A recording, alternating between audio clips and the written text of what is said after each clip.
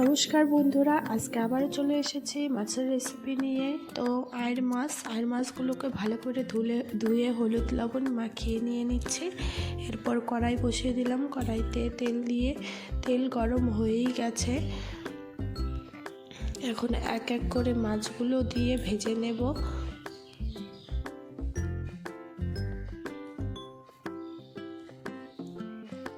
মাছ ভাজা আমার মোটামুটি হয়েই গেছে।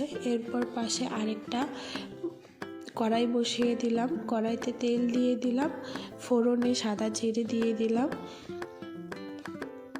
এরপর আগের থেকে কেটে রাখা 3টি বড় সাইজের আলু দিয়ে দিলাম, একটু হালকা লাল লাল করে ভেজে নেব। পরিমাণ মতো একটু লবণ দিয়ে দিলাম, আলুগুলো যাতে তাড়াতাড়ি সেদ্ধ হয়ে যায়। এরপর 1.5 চামচের মতন ধনে গুঁড়ো, 1 চামচ আদা বাটা আর 1.5 চামচের মতন লঙ্কা বাটা দিয়ে ভালো করে একটু জল দিয়ে দিলাম, দিয়ে একটু কষিয়ে নেব। এরপর হলুদ দিয়ে দেব 2 চামচের মতন।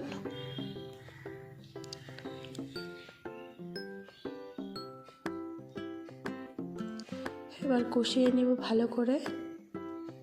কষিয়ে নেওয়া হয়ে গেছে। এখন আমি জল দিয়ে আলুগুলো সেদ্ধ দিয়ে দিব।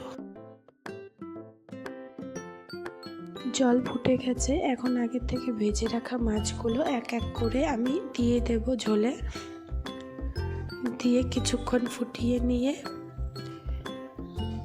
এরপর আগে থেকে ভেজে রাখা জিরা ভাজা পাউডার 1.5 চামচের মতন দিয়ে নাড়িয়ে নিলাম।